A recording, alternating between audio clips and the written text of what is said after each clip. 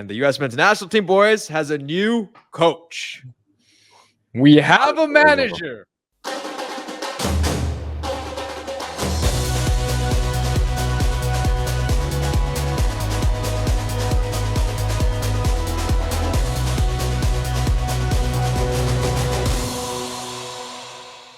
Welcome to another edition of the ISB podcast, but this is a very special edition because we are kicking off our audio podcast. So the way this is going to work is every week we will be bringing you all the best from the world of football/soccer. I, of course, am your host, Sahil. I'm joined today by Rahi and Roy, who are the resident, I won't call them experts, but I'll call them resident. What do you guys want to be called? Characters? Is that cartoons? Cartoon characters? Real life cartoons. That's what we are. Cool guys. Cool guys. Yes. So we are bringing the Latin flair from Roycito. We are bringing the Asian flair with me and Rahi's background as well. But we are all proud residents. For those of you listening in Europe. It's unfortunate because we are, of course, what you guys define as Yanks, and we will be bringing you all the best from the world of soccer. And that's the first topic we'd like to talk about today, which is, of course, the U.S. men's national team. And the U.S. men's national team, boys, has a new coach. We have a manager. We have a manager, and not just a manager, an incredibly successful manager. This is an incredible hire. This is reaching for the stars, Roycito. We talked about it. We thought they wouldn't do it. We heard some of the names they were throwing around. Of all the names thrown around, aside from Jurgen Klopp, this was the best manager we could have gotten. This is an incredible hire. Mauricio Pochettino, just coming off Chelsea, not too different from the women's manager who left Chelsea to coach the U.S. women's national team. Clearly, Matt Crocker loves ex-Chelsea managers, Roy. Yeah. And as you can see, well, as our video viewers can see, I'm wearing my Argentina jersey today to celebrate this monumental hire. For those listening on the podcast, I will say my wife tells me all the time, I have a face for radio. So you are in luck not to have to watch this. But here's what I have to say. This was, if you were to list out the top 5, top 10, top 15, whatever, ideal coaching hires for the U.S. men's national team, he makes the top 3, top 4. Yes, Jurgen Klopp would probably be my number 1. Questionable who's 2 and 3, probably people unavailable. But he was a coach that was available. That is a top-notch coach. Is he the perfect hire? Absolutely not. But there is no perfect hire for this role, simply put. But before we get too over the moon excited, because everyone's beyond themselves excited about this hire because it's a huge name. He's been at the biggest clubs. He's a great manager. The players stand by him. Even Chelsea players were totally pissed off that he was fired because they love him as a person. He's great in that sense, but he's not the perfect hire. And there's many reasons why. I'm sure we'll cover some of that. Yeah. It's one of the things about Mauricio Pochettino, obviously fantastic resume. He's coached PSG, Chelsea, had some good spells prior to that as well. It has been in the Premier League. He has experience in multiple different leagues, right? I do want to point out one thing about Mauricio Pochettino. Do you guys know this? There's a very, very interesting fact. So he played in the 2002 World Cup. And do you guys remember what he's most famous for? He's most famous for a foul, which led to a David Beckham penalty in the game that England beat Argentina. Yes, it was a foul on. Was it on Owen? Michael Owen. Yep. Yeah. How do I know this? I know this because soy argentino. Roy is a proud Argentine. World Cup. That was a catastrophe. Yeah, that was a catastrophe World Cup. But it's funny, Roy, you mentioned something, the players all love him. So what I want to talk about is, does this give you at all any Berhalter-esque vibes in terms of that aspect of it? Because, how do you guys feel about that? Do you think he's going to be disciplined enough with these players? Yes. I think this is, he shares that trait with Berhalter, but he has other traits that are 100x better than Berhalter, which is he's a better tactician. He has an incredible resume. He's known for winning. There are just way too many things that he does better than Berhalter that it doesn't make this a concern. It makes this a perk. Whereas with Berhalter, it was the one thing everyone kept talking about. He's such a good manager. The players love him. The vibes are great. We're united. We're not going to lose that, which is amazing. Because when we were talking Mourinho, we were talking Thierry Henry. We were even talking Vieira. I think Company was thrown around as well. These are people that, you start to question, is he going to build a great culture, or is there going to be turmoil? With Pochettino, we don't have to worry about that, which is wonderful. That's fantastic. Yep. Yeah, I agree. And I think there's a difference. Berhalter was a friend to the players in a lot of ways, and it worked when they were young. But this is different. That if you listen to former Pochettino players, they'll run through a brick wall for him, right? There's this belief, there's a desire, there's this feeling that they've elevated by his management, but also that it's a different, it's like an inspiration and a respect. In the beginning, maybe Berhalter had some of that, but now he didn't have the respect. It's like being coached by Roy, right? You're coached by a friend or someone that, that's what it felt like, right? But now you're bringing in someone with the huge reputation too, right? He comes in with the burden of that reputation. And what I mean by that is for the players, they're going to look at him and say, look, like we have to tiptoe a little bit in the beginning. They're going to be a little scared, and that's good because he's coached at the Chelseas, right? None of these players, aside from Pulli, have been in those settings, right? So he's been at these biggest clubs. He comes in with reputation, and also he inspires. So he's very demanding. It's not like he isn't demanding. He's been known to be very physically demanding of his players, that he expects that they're going to press relentlessly.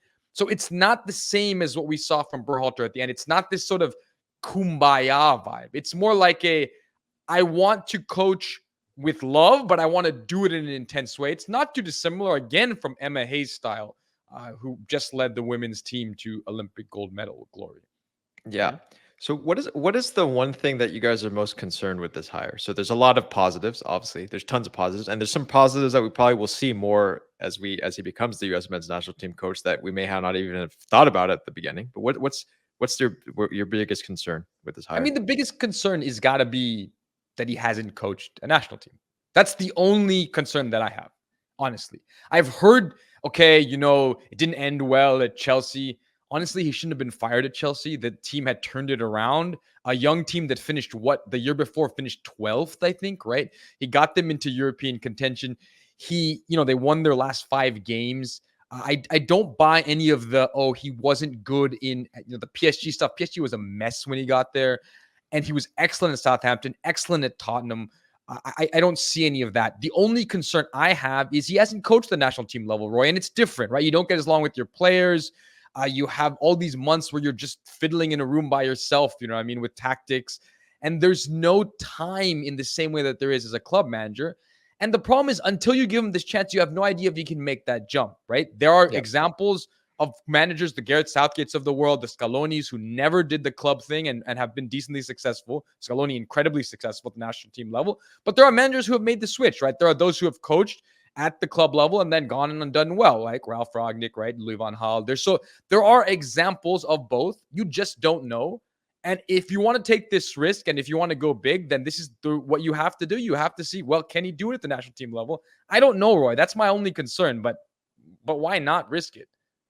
Yeah. I have more concerns. But again, like I said, I don't think anyone in the world would be perfect for this team.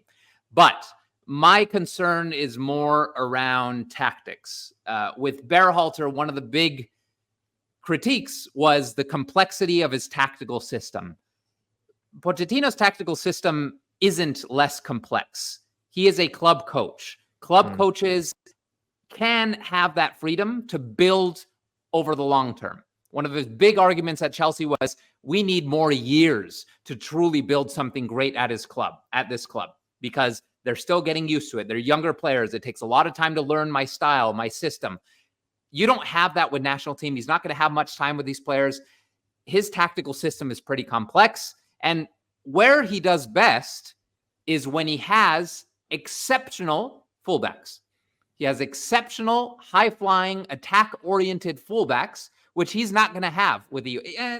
Listen, we have Anthony Robinson, we have Dest sometimes, but that's the end of the road when it comes to high-flying, attacking fullbacks. One of them gets injured, it eliminates that playing style. He has to adjust. He has to be flexible. He's shown to be more flexible than Berhalter, but that's the name of the game. It's, can a coach come in and get the tactics right with this team? We know Pochettino is phenomenal at the club level. He's also missed at the club level, but national teams are different beasts. It's almost a different sport. It's almost different requirements. It's almost to the point where a club coach's success does not determine his success on the national team level. And data backs that up. I think we're doing a disservice, though. I think this Berhalter comparison is a disservice. Just let's take a step back. This is not that caliber of manager, right? This is not Hervé Renard. I heard about the Hervé Renard fans.